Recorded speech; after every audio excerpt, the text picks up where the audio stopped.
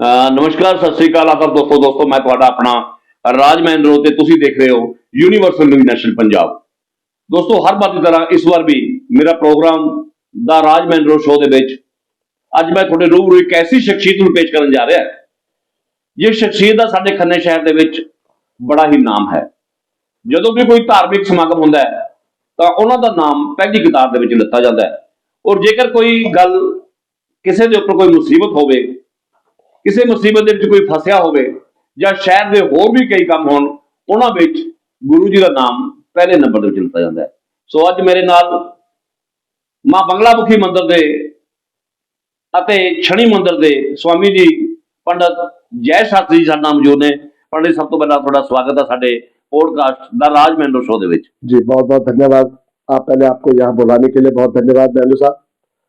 कहते हैं सर्व मांगल्य सर्वे शिव सार्थके शरणे त्र्यंबके गौरी नारायणी नमस्तुते।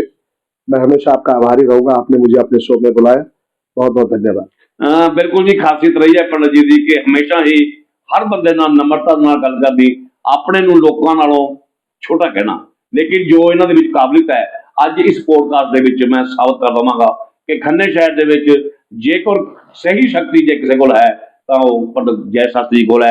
ਅੱਜ पंडित जी दिल ਦੀਆਂ ਗੱਲਾਂ ਸਾਂਝੀਆਂ ਕਰਾਂਗੇ, ਕੁਝ ਖੱਟੀਆਂ ਕਰਾਂਗੇ ਤੇ ਕੁਝ ਮਿੱਠੀਆਂ ਕਰਾਂਗੇ। चलो ਸਭ ਤੋਂ ਪਹਿਲਾਂ पंडित जी मैं सवाल इत्थों लेके चलता है कि मां बंगला मुखी क्या है? महेंद्र साहब, जो माँ भगवती बंगला मुखी है ये माँ महाविद्या की अष्टम देवी है। और जब देवता भी परेशान हो गए तो तब माँ भगवती बंगला मुखी हरितलता झील से उत्पन्न हुई और शत्रुओं का राक्षसों का संहार किया गया। कहते हैं कि माँ बंगला मुखी ऐसी ताकत है, अगर किसी का घर शमशान घाट पर बन जाए या घर में हर तरह की बाधा हो तो मेरी सभी से, आपके चैनलों के माध्यम से, आपके पॉडकास्ट के माध्यम से, बंगला मुखी से ऊपर कोई रास्ता नहीं है। आप इसका इतिहास किसी भी ग्रंथ में निकाल के देखना, जो इसकी आराधना करता है वो जरूर विजय प्राप्त करता है, 101%। मां बंगला मुखी क्या चीज है, किस चीज से जुड़े हुए हैं मां बंगला मुखी? माँ भगवती बंगला सर्वत्र है, आदि शक्ति है। आदि शक्ति मतलब जैसी हमारी माँ है, हमारी माँ सभी बातों के लिए जुड़ी हुई है। जो काम कभी नहीं होना, कहीं नहीं होना, चाहे वो घर में भूत प्रेत का साया हो गया, चाहे कोर्ट कचहरी हो गई, चाहे वो संतान नहीं हो रही, चाहे बीमारियां है, चाहे कोई ऐसी आपत्ति आ चुकी हो, चाहे कारोबार में विघ्न आ गया हो, चाहे किसी को किए कराए का असर हो गए, तो मेल्लू साहब जो माँ बंगला मुखी है वो तो कुछ भी नहीं है, ये सच्चाई है।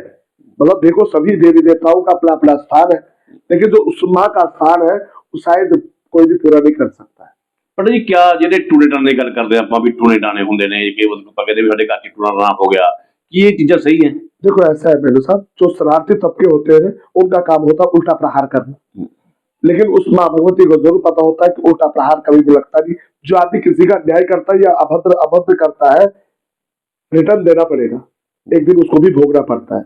इसलिए जो उसकी सेवा करता है या भगवान की आराधना करता है, ये बातें उसके लिए कुछ भी नहीं। ਮਾਂ ਬੰਗਲਾ ਮੁਖੀ ਦੇ ਵਿੱਚ ਜਿਹੜੇ ਹੈ ਇਹਨਾਂ ਦੇ ਜਿਹੜੇ ਧਾਮ ਨੇ ਕਿਹੜੀ ਕਿਹੜੀ ਜਗ੍ਹਾ ਤੇ ਹੈ? ਮੇਨ ਮਾਂ ਬੰਗਲਾ ਮੁਖੀ ਕਿਹੜੀ जगह ਤੇ? सबसे पहले वहां पे है, क्या बोलते हैं अपना, मध्य प्रदेश में नलखेड़ा। नलखेड़ा जी। दूसरा मनखंडी, और बाकी बहुत जगह बन गए। मनखंडी हिमाचल में, हिमाचल अपने कुल्लू हाँ जी, अब बहुत जगह बन गए। खन्ना में पहला है, खन्ना ਜਿਹੜਾ ਹੈ ਪਹਿਲਾ ਪੰਜਾਬ ਦੇ ਕੋਲ। पहला पंजाब। ਅੱਛਾ, ਮੈਂ ਇੱਕ ਹੋਰ ਗੱਲ ਜਿਹੜੀ ਹੈ, ਜੇ ਆਪਾਂ ਅਕਸਰ ਦੇਖਦੇ ਹਾਂ ਕਿ ਲੋਕੀ ਕਈ ਵਾਰ ਚੌਂਕਾਂ ਦੇ ਵਿੱਚ ਨਾ ਆਪਾਂ ਦੇਖਦੇ ਹਾਂ ਕੋਈ ਝਾੜੂ ਖਲੇਰਿਆ ਪਿਆ ਹੈ ਜਾਂ ਕੋਈ ਨਾਰੀਅਲ ਰੱਖਿਆ होया है, ਇਹ ਕੋਈ दोष ਹੁੰਦੇ ਨੇ? क्या बिल्कुल गलत है। देखो शास्त्र में अभी तक हमें यही नहीं पता लगा कि हम लोग अभी भूमि मछली के बीच ही फंसे हुए हैं। हम लोग कर्म के पीछे, जो आदमी कर्म करता होगा जीवन में कभी भी परेशान नहीं रहेगा, पर हम तो वही रह गए, कभी झाड़ू खिला दिया, कभी ताले रख लिए, कभी कौलिया रख ली, कभी मेखा रख ली। अगर इन बातों से अगर मनुष्य विजयी होने लग गया तो सारा मसला ही खत्म हो गया, फिर तो दैविक सत्या खत्म, फिर कर्म का भार खत्म, फिर तो बंदा घर बैठे रहे और झाड़ू खिलार दो, बोला काम आ जाएगा। गलत है ये, ऐसा कुछ भी नहीं। अच्छा, कहीं लिखा ही नहीं है। बड़ा ਅਸੀਂ ਅਕਸਰ ਅਖਬਾਰਾਂ ਦੇ ਵਿੱਚ ਜਾਂ ਚੈਨਲਾਂ ਤੇ ਦੇਖ ਰਹੇ ਹਾਂ ਕਿ ਨਵੀਕਰਨ ਕਰ ਦੋ ਜੀ, ਜੇ ਕੋਈ ਕਿਸੇ ਦਾ ਕੋਈ ਪਿਆਰ ਹੈ ਉਹਦੇ ਵਿੱਚ ਅਸੀਂ ਕਰ ਦਿੰਦੇ ਹਾਂ, ਟੂਣਾ ਟਾਣਾ ਕਰਨ ਵਾਸਤੇ ਜੇ ਕਿਸੇ ਟੂਣਾ ਹੋਇਆ ਉਹਨੂੰ ਉਤਾਰ ਦਿੰਦੇ ਹਾਂ। ऐसी चीजां ਅਸੀਂ बहुत अक्सर ਜਿਹੜੇ है ये बिल्कुल कुछ है। ऐसा ऐसा कुछ भी नहीं है बेंडू साहब। मैं कई बार यज्ञ में, पूजा में, कोई सम्मेलन में मैं यही बात कहना चाहता हूँ कि आप लोग अच्छे कर्म करो, और अच्छे कर्म करोगे तो तुम्हारे ग्रह, तुम्हारा भाग्य, तुम्हारी दशा समूत हो जाएगी। जब तुम्हारा मन, माना आप मेरे वश में हो चुके हैं, और वो कैसे हुए?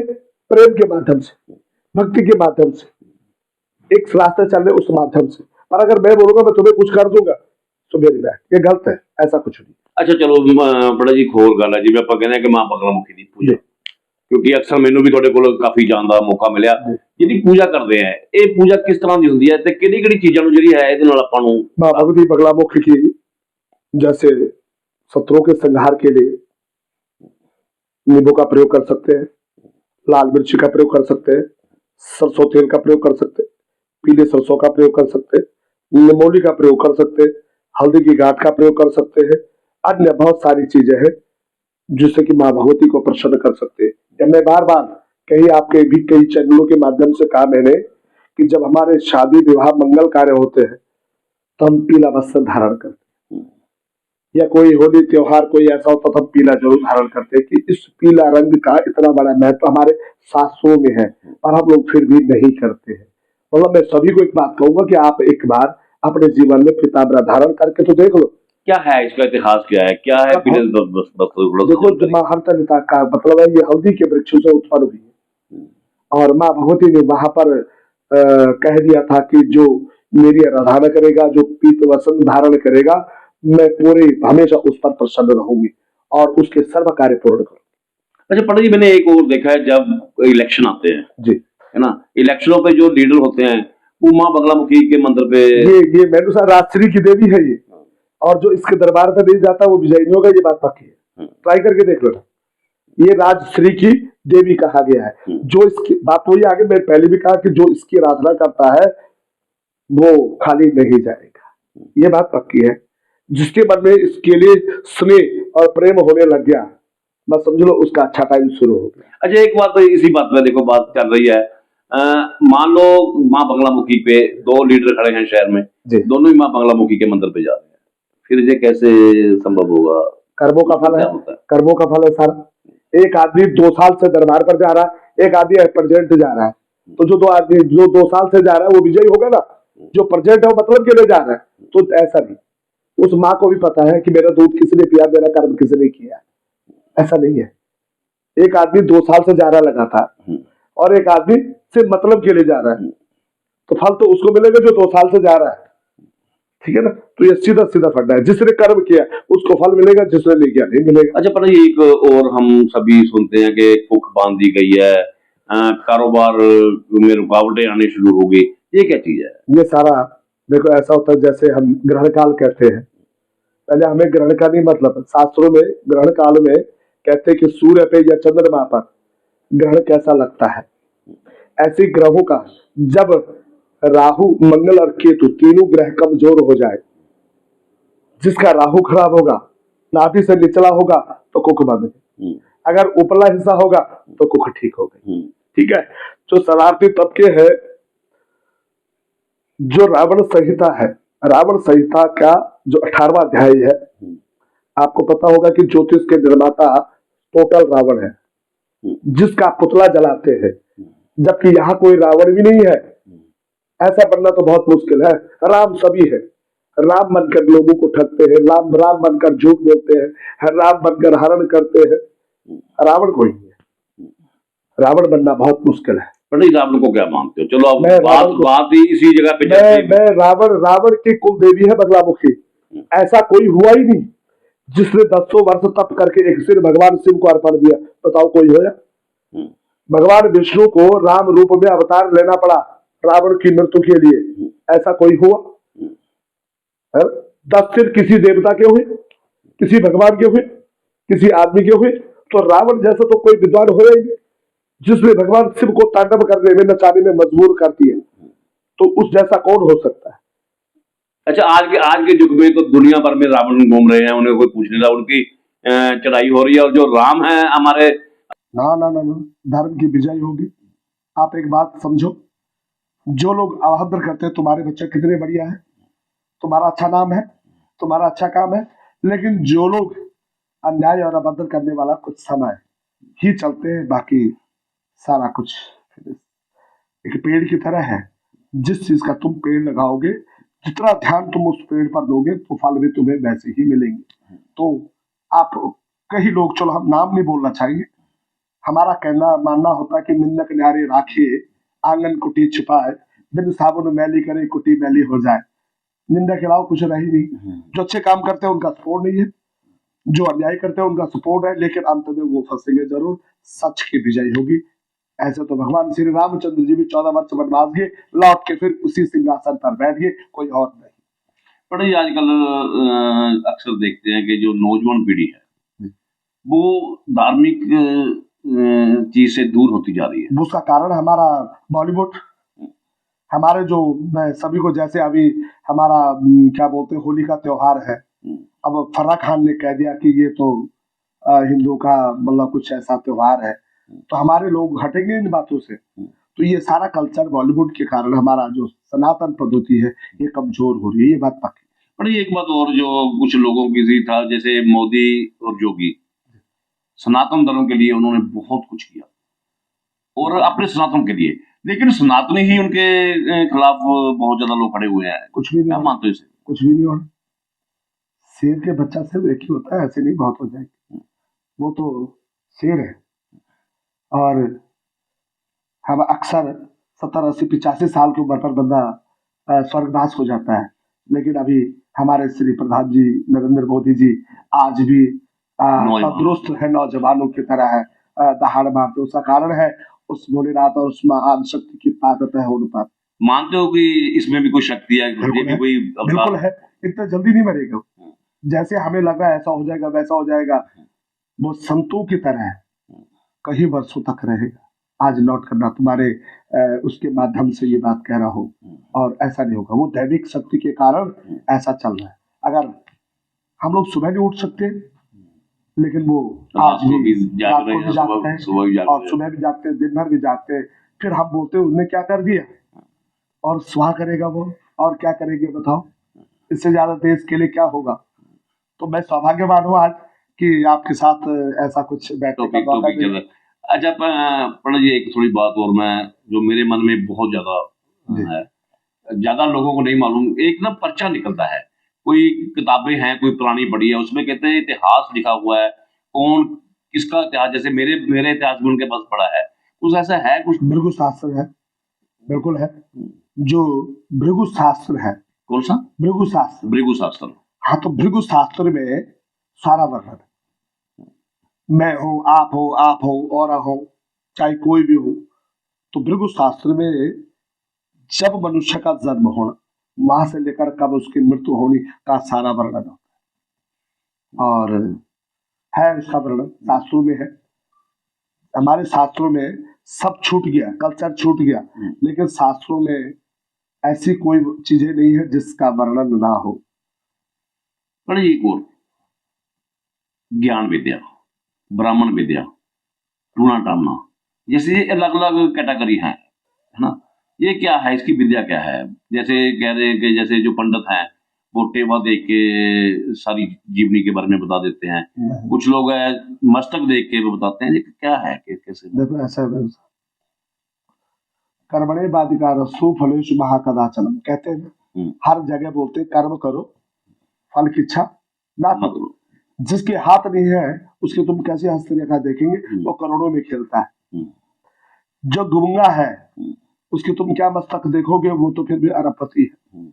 जो मूकम लिखा है, मूकम करोति वाचालम पंगु लंगु यते गिरम यत कृपा नंद माधवम, जिस पर उसकी कृपा हो जाए, जिस पर उसकी कृपा हो जाए। गूंगा बोल सकता है, बहरा चल सकता है, लंगड़ा चल सकता है, बहरा सुन सकता है। तो है ऐसे शास्त्र भी है जो मस्तक देख के है, हस्तरेखाएं है, कुंडलियां है, तो ये है ऐसा कुछ है शास्त्रों में है। शास्त्रों में इसका वर्णन है कि हम आदमी का फेस रीडिंग कर सकते हैं, हस्त रीडिंग कर सकते हैं, बॉडी रीडिंग कर सकते हैं। जो पौराणिक दाइयां होती थी ना, जब बच्चा हो रहा था तो वो उसके शरीर देख के बोलते थे कि लड़का होगा या लड़की होगी। तो ऐसे ज्योतिष में भी है कि हमारी जो भाग्य रेखाएं वो कैसे जा रही, कर्म रेखाएं कैसे जा रही। जन्म पत्री के उपरांत लिखा होता है कि ये बच्चा किस रास्ते पर जाएगा और ये कैसा कैसा होगा, लिखा होता है सारी बात। अच्छा, जैसे मैं नाम नहीं लूंगा, दुनिया सारी समझ जाएगी। जैसे टीवी चैनलों पे कुछ महात्मा बड़े बहुत ज्यादा पॉपुलर हुए हैं, वो कह रहे हैं कि वो सारी जीवनी के बारे में बता देते हैं। जब किसी का नाम लेके उन्हें बुलाते हैं या जहाँ पे उनकी पूरी जीवनी ये उसकी कृपा, बात तो वही आगे ना। कोई माई का उपासक है तो हनुमान जी का उपासक है, कोई भोलेनाथ का उपासक है तो कोई गौ माता का उपासक है। जिस पर उस, मैंने वही कहा था कि जिस पर उसकी कृपा हो जाए, और ऐसा नहीं कि नहीं होती है, कृपा के बिना तो कुछ चलना नहीं। जब कृपा हो जाए तो कर सकता है वो सारा काम। अच्छा पंडित जी, एक बात और, ये भी अक्सर ही देखने को मिलता है कि किसी ने किसी को बस में कर दिया जी। ये कुछ है ऐसी लाइन है, ऐसी एक लाइन है। जब मैंने आपको कहा कि जो महाविद्या है, महाविद्या में जैसे एक रास्ता है कीलना, मन ठीक नहीं है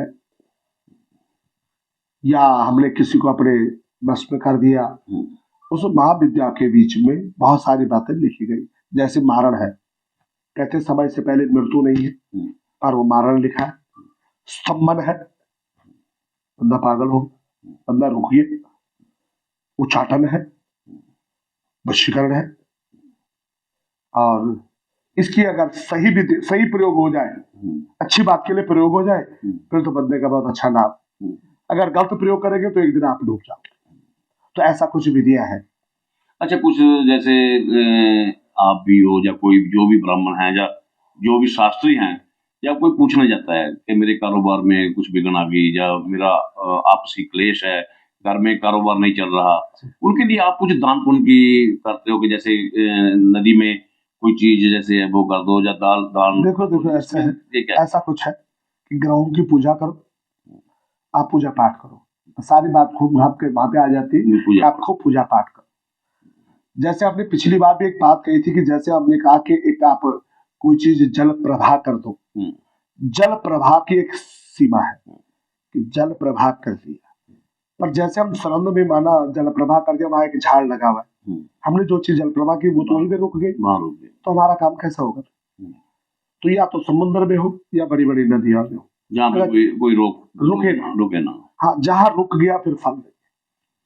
अच्छा, एक मतलब ये और, जैसे हम कहते हैं हम कोई कारोबार करने लगे हैं या कोई नवी कोठी का हमने मुहूर्त करना है, उसमें प्रवेश करना है, उसके लिए कोई पूजा पाठ बिल्कुल गृह प्रवेश करना, गृह प्रविष्टि है या नींव का है कि धरती सोई हुई है कि धरती जागी हुई है। जब बंदा सो सकता है, देवी देवताओं का ध्यान कर सकते हैं, तो पृथ्वी भी तो हमारी जगत जननी है, हमारी माँ है वो भी। तो बिल्कुल मेरी समझ से तो जो सुचारू रूप से है, तो पृथ्वी को भी अगर गलत तरीके से आप उसका वो करोगे तो उसका फल तुम्हें बहुत अच्छा नहीं मिलेगा। तो बिल्कुल करना चाहिए। अगर गृह प्रवेश करते हैं तो विधिवत करना चाहिए, अगर नींव रखते हैं तो विधिवत करना चाहिए। इवन मेरी समझ से अगर आप लकड़ी भी लाते हो घर के लिए, तो वो भी बिना किसी समय के, बिना किसी विधि का नहीं लाना चाहिए। अगर आप गलत तरीके पर लकड़ी लाएंगे तो लकड़ी तुम्हें एक दिन लेके जाएगी। जिनेऊ का चीज है।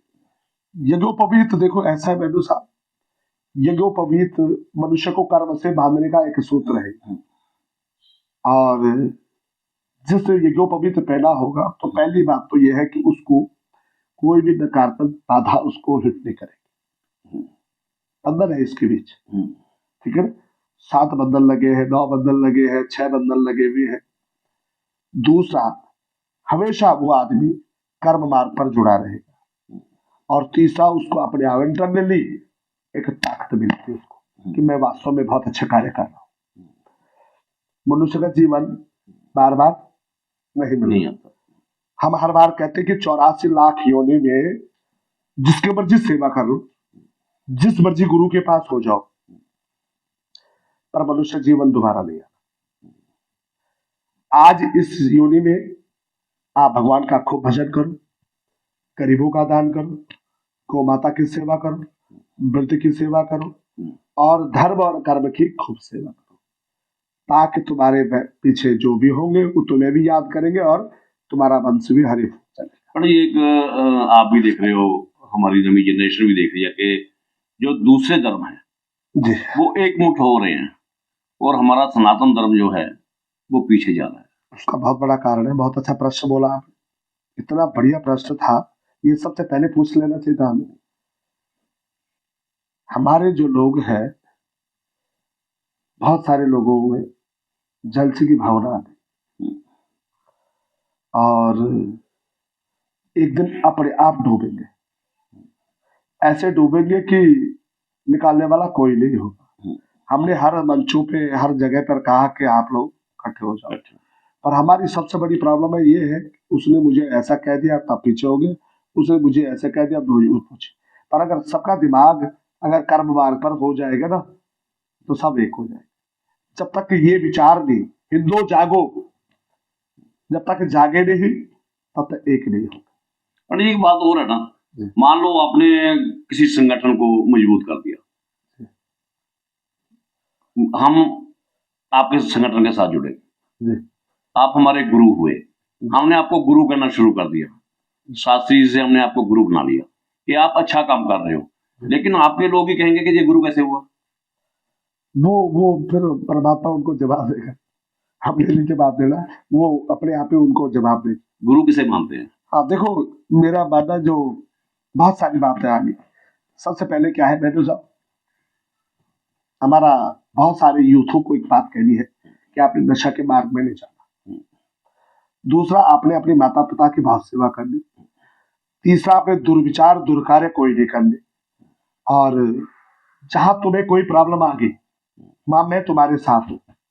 और 1500 लड़का अपने को फॉलो करता है, लड़कों की बात करो जो बहुत अटक भटक के रास्तों पे है, तो हमारे उनको कहा कि हम तुम्हें सिर्फ 2 जगह तुम्हारे साथ नहीं है, किसी की कन्या का हरण नहीं करना और अपने माता पिता का तिरस्कार नहीं करना। बिल्कुल जी, पंडित जय शास्त्री के बारे में मैं आपको एक बात बिल्कुल क्लियर करना चाहता हूँ। पंडित जय शास्त्री जी जो सबसे पहले शनि मंदिर में इन्होंने शुरुआत की थी, और आज खन्ना में जो माँ बंगलामुखी का मंदिर बना हुआ है उसके पुजारी भी है। और सबसे बड़ी बात है कि खन्ना शहर में कोई भी धार्मिक समागम हो, सबसे आगर जो है पंडित जी रहते हैं, और इनके साथ एक बड़ी टीम जुड़ी हुई है नौजवान लोगों की। और हर वीरवार को शायद मंदिर में पूजा होती है। और बात हमने पूरे पंजाब की, अभी पंडित जी बात करेंगे माँ बंगलामुखी मंदिर खन्ना की, कब इसकी शुरुआत हुई और कैसे कैसे इसकी पूजा होती है। मैम साहब, पहले तो मेरे साथ जो जो अभी दरबार से जो मेरे मेंबर है, जो आज के मेंबर है, ये मेंबर चाय भी नहीं पीते।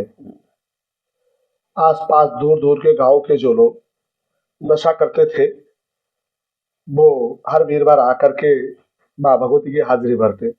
और जो लोग मेरे पास रूटीन में आते हैं, बहुत है, कई नाम है इसके बीच में, कितने नाम गिनाऊंगा मैं तो बहुत सारे हो बड़ी जाएंगे। लिस्ट है। जो आज है वो ऐसे लोग हैं कि जो चाय भी ग्रहण नहीं करते, और वो मेरे साथ मेरे परिवार के तरह मेरे साथ जुड़े हुए हैं। और मैं चैनल के माध्यम से और कहना चाहूंगा कि वो लोग भी आरोग्य रहे और हमेशा इसी तरह अच्छे कार्य करें। कभी भी मेरी बात को जवाब नहीं देते। नहीं देते। अगर मैं कहूंगा तो जैसे मैंने कह दिया राकेश जी या पुलकित जी या दिनेश जी या परमिंदर जी, हार्दिक हो गया, दिनेश हो गया, नीरज है या काकू है, भारत भूषण हो गया, कपिल हो गया, है ना, मुकुल हो गया, नितिन भामरी है, अजय विज है और बहुत सारे, है ना। अब मेरी बात को कोई भी नहीं ठाने। मैं थोड़ी एक बात और रही बात पंडित जी की जो टीम है, हाँ, इसमें कोई धर्म का नहीं है कि ये दूसरे धर्म का, ये हर धर्म के लोगों को इन्होंने अपनी टीम में लिया हुआ है। और हर धर्म के लोग इनके पास नतमस्तक होते हैं, कुछ है तभी लोग आपके पास पहुंचते हैं। पूजा पूजा कब होती है, जी, कैसे पूजा वीरवार को है। आप पूछ रहे थे मेरे को कि मंदिर कब है। 2005 को हमने मंदिर का निर्माण किया गया था, और ये निर्माण ऐसा था कि मैं कामाख्या पहुंच गया था, और कामाख्या में हमने देखा कि एक बुजुर्ग लेडी बहुत रो रही थी कि पूजा कराने की। हमने पूजा करा दी, लेकिन उसके बाद पैसा नहीं था। तो हमें ये बात बहुत बुरी लगी, तो हमने वहां एक लक्ष्य ले लिया था कि हम भी कुछ ऐसा करेंगे। और मेरी मदर फादर देवता स्वरूप पिता और देवी स्वरूप माता आज वो बैकुंठ पधार चुके हैं। उन्होंने मुझे इन कामों में काफी मतलब सपोर्ट किया। और मेरे भाई आर के डोटियाल जी, वो देखो बेसिकली बहुत बढ़िया पढ़े लिखे व्यक्ति है। तो मुझे आज भी उनकी 2000 पे याद आती है। उस 2000 में मेरी काया पलट थी। अच्छा, 2000 रुपये दिया उन्होंने और मेरी काया पलट दी, ठीक हो गया। और हमेशा मेरे पिता की तरह आज भी मेरे साथ हाल जैसे रहते। फिर विवाह हो गया। विवाह के बाद पत्नी ने मुझे ऐसा ऐसा गाइड किया, ऐसा सपोर्ट किया। अगर मैंने 100 रुपये कमाना तो उसने 50 बच्चों के खर्चे के लिए, 50 धर्म कार्य के लिए। तो मैं किसी भी अगर कोई ऐसा कार्य करूंगा तो वो मुझे कभी भी कोई जवाब नहीं देती, किसी भी तरह का ना। तो मेरा भाग्य मतलब भाई का आशीर्वाद साथ था, पितरों का कृपा थी, माँ भगवती बगलामुखी का आशीर्वाद था और पत्नी का ढेर सारा प्यार था। बड़ी कहाँ से आए? मैं बेसिकली उत्तराखंड से बिलोंग करता हूँ, केदार घाटी। फिर खन्ना आने कैसे हुआ? मैं तो साहब ये फिर कभी अगर नेक्स्ट कभी मौका मिले तो मैं आपको जरूर इस बारे में बताऊंगा। मेरे शास्त्री बेसिकली गुरुकुल कांग्रेस से किया और बस धीरे धीरे ऐसे मंचों पर पहुंचे। उषा साबुन वाले होते थे खन्ना में और वो मेरे बहुत अच्छे मित्र बने। धीरे धीरे हम खन्ना आ गए और रोड पे मंदिर है ना, शनि मंदिर रोड पे, वहां पर पेड़ के साथ साथ कार्य शुरू कर दिए। कुछ टाइम अंदर भी रहे उसी चक्कर में, रोड के चक्करों में। आज धीरे धीरे इस खन्ना ने इतना बढ़िया शहर है, आज मेरा अपना शहर है ये। और अब यहाँ से मुझे कहीं जाने का ज्यादा मन नहीं होता। और कभी साल 6 महीने में ऐसा लगता है मुझे गाँव जाना चाहिए, भाई भाभी बच्चों को मिलना चाहिए। वैसे मेरा मन शहर में खन्ना में बहुत अच्छा लगता है। पंडित जी के बारे में बताते हैं कि जो शनि मंदिर पहले जीटी रोड पे पंप के आगे था, उसके लिए उन्होंने बड़ा संघर्ष किया, क्योंकि जब जीटी रोड चौड़ा हुई तो उस मंदिर को वहां से उखाड़ने की बड़ी कोशिश की रिश्तेदारों की तरफ से, और उन्होंने संघर्ष किया। उसके बाद जाकर बिल्कुल उसकी बैक साइड पे शनि मंदिर का निर्माण हुआ। बहुत बड़ा योगदान था उसमें। और पंडित जी, जैसे मैं बात कर रहा था कि बगलामुखी मंदिर में जो पूजा होती है, ये पूजा कैसे करा सकते हैं, क्या लेकर आना पड़ता है, हाँ, कितने बजे शुरू होती है जी? मैडम साहब ये पूजा 5 बजे, राइट 5 बजे शुरू हो जाती है। और आप अपने घर से कुछ नहीं लाना, आपने बस 2 फूल हाथ में लेके, भगवान तो फूलों के भूखे, फूलों के श्रद्धा। और अगर हमारे मन में श्रद्धा है तो हमें कुछ की जरूरत नहीं है। अगर श्रद्धा नहीं है तो चाहे सोने का सिंहासन ले जाओ, कुछ लाने की लोड़ नहीं है। आप कुछ ऐसा मौका दो जिससे हमें तुम्हारी सेवा करने का मौका मिले। मैंने आपको पहले भी कहा था कि ये जीवन बार बार नहीं मिलना। मैं सभी से, जब चोला पड़ गया ना, अगर इस चोला से अगर जनता का भला ना हो सके, जन का कल्याण ना हो सके, तो ये चोले का फायदा कोई। मैं बोलूंगा मुझे बहुत ज्ञान है, मैं अपने ज्ञान को अपने पास रख के क्या करूंगा। तो मुझे लगता है कि हमें अपना ज्ञान हो चाहे अपना कर्म जरूर लोगों को देना चाहिए ताकि उनका कल्याण हो सके। पर ये एक बात और, हर इंसान पे कुछ ना कुछ मुसीबतें आती हैं। कभी ऐसा हुआ कि आपको मतलब ऐसा लगा हो कि यार मैं लोगों की सेवा कर रहा हूँ और मुझे लोग परेशान कर रहे हैं, या आप पे कोई ऐसी कोई परेशानी का सामना आपको करना पड़े, जिसे सोचकर आज जैसे हम ब्रॉडकास्ट कर रहे हैं कैमरे के सामने है, कि आपके मन में अभी भी गिरमिटियां हो रही हो, यार मैंने इतना किया और मेरे पे ये हुआ, जैसा? बैठो साहब, बहुत बार, मतलब ये चीज तो मेरे गांव से लेकर और आज तक की है। मान लोगों को मेरे से जैसी इस बात की थी ये इतना आगे गया कैसे? उसका कारण ये है कि मैंने 24 घंटे काम किया, 24 घंटा। आज जो माँ भगवती बगलामुखी का दरबार है, मेरे जो लड़के हैं ये मुझे बहुत सपोर्ट करते हैं किसी भी तरफ से। मैंने फोन करना, इन्होंने काम कर देना। और कभी ऐसा होता कि मेरे पास 20 रुपए नीचे भी होते। आज वैसे चलो मैं बड़ी बात कहने जा रहा हूं, पर वो कार्य मुझे ऐसा लगता है वो कार्य माँ भगवती बगलामुखी अपने आप कर देती है। और बहुत मुश्किलें आती है। मुझे मेरे घर वाले भी कहते हैं कि आप छोड़ दो लोगों का कष्ट लेना, छोड़ दो आप ये सारा कुछ। और आप फिर बीमार हो जाते हैं। मैं काफी टाइम से 15 साल से मैं मैं बैक की मेडिसिन ले रहा हूँ, पर कोई सामने वाला बंदा जज नहीं करता है। मुझे ऐसा लगता है कि मेरे साथ मेरी माँ भगवती है, जिसके कारण मैं बहुत फिट हूँ। पर ये ऐसे होता है जैसे आप जैसे कोई काज करा रहे हो, किसी की उन्होंने आपने मान लो काज करा दिया, आपने कहा कि किसी जगह पे जाके मत्था टेक के आना है या ये कर दो, वो लोग नहीं करते जो ठीक हो उसका जाते हैं, बहुत वजन उसका आपके फर्क पड़ता है कुछ बहुत ऐसा? वजन पड़ता है, बहुत बहुत वजन पड़ता है। बेहदा वजन। हम्म, मैं आपको अपना शरीर भी नहीं दिखा सकता हूँ, हम्म। लेकिन वो इतना वजन पड़ता है कि फिर मुझे उतनी ही एनर्जी और लेकर के फिर रिकवर होना पड़ता है। ऐसे हर हर हर तीसरे दिन होता है। अच्छा, पर ये एक बात ना, कई बार मेरे दोस्तों से बात हुई, लेडीज पे भी जेंट्स पे भी वो नीले दाग पड़ गए। जैसे रात को देखा कुछ नहीं है, सुबह उठे उनके फेस पे उनकी पीठ पे जैसे किसी ने पूरा पंजा लगा दिया। ऐसा ये क्या चीज है? प्रेत बाधा है वो। ये पंजाब में 90% लोगों के घर में प्रेत बाधा है। चैनल के माध्यम से, पॉडकास्ट के माध्यम से, जिसके शरीर में नीले निशान पड़ गए, सोए में झटके लगे, शरीर में बदबू आने लगे, या घर में सोना खो गया, तो पूर्ण प्रेत दोष है। समय समय पर आप कहीं भागने की जरूरत नहीं, आप पितृ गायत्री करें। और पितृ गायत्री करोगे किसी धर्म स्थल पर जाकर, या भगवान भोलेनाथ के आगे बैठ जाओ, या माँ भगवती बगलामुखी के आगे बैठ जाओ, या माँ दुर्गा के आगे बैठ जाओ। आप 3 बार 5 बार 7 बार पितृ गायत्री करो। क्या चीज है ये थोड़ा पितृ गायत्री? क्योंकि अब जैसे हम लोग ओम भूर्भुवस्सुः तत्सवितुर्वरेण्यं भर्गो देवस्य धीमहि धियो यो न प्रचोदयात्। आप मंदिर में या भोलेनाथ के आगे या अपने पूजा रूम में इस मंत्र का 3 बार उच्चारण हर रोज करो। ये दोष धीरे धीरे खत्म होगा। 101% है। गायत्री मंत्र है ओम भूर्भुवः स्वः तत्सवितुर्वरेण्यं भर्गो देवस्य धीमहि धियो यो न प्रचोदयात्। ਸੋ ਬਿਲਕੁਲ ਇਹ ਗਾਇਤਰੀ ਮੰਤਰ ਜਿਹੜਾ ਹੈ ਸਾਡੇ ਧਰਮ ਦੇ ਵਿੱਚ ਬਹੁਤ ਬੜਾ ਮੰਤਰ ਹੈ, ਇਹਨੂੰ ਹਰ ਇੱਕ ਨੂੰ ਜਪਣਾ ਚਾਹੀਦਾ ਹੈ। ਪੰਡਤ ਜੀ, ਕਿਉਂਕਿ ਕਾਫੀ ਸਮਾਂ ਜਿਹੜਾ ਹੈ ਆਪਾਂ ਤੁਹਾਡੇ ਕੋਲੋਂ ਲੈ ਲਿਆ ਹੈ, ਤੇ ਅੰਤ ਦੇ ਵਿੱਚ ਮੈਂ ਚਾਹੁੰਦਾ ਕਿ ਜਿਹੜਾ ਹੈ ਤੁਸੀਂ ਕੀ ਲੋਕਾਂ ਨੂੰ ਕੀ ਸੰਦੇਸ਼ ਦੇਣਾ ਚਾਹੁੰਦੇ ਹੋ, ਕੀ ਕਹਿਣਾ ਚਾਹੁੰਦੇ ਹੋ ਮਾਂ बगलामुखी ਦੀ पूजा ਬਾਰੇ? मैनू साहब, पहले तो सभी को, जितने भी मेरे भाई मित्र दोस्त मित्र सगे संबंधी जहां जहां से भी इस वीडियो को देखेंगे, सभी को प्रणाम है। और छोटे हैं तो बहुत सारा प्यार, बीच वाले हैं तो नमस्कार, बुजुर्ग है तो चरण वंदना।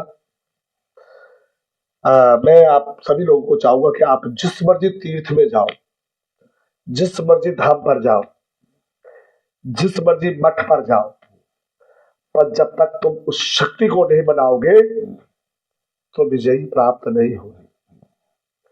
तो आप वीरवार कोशिश करो कि आप जरूर अपना मतलब अपने दर्शन दो, अपनी शिरकत करो और माँ भगवती बगलामुखी का आशीर्वाद प्राप्त करो।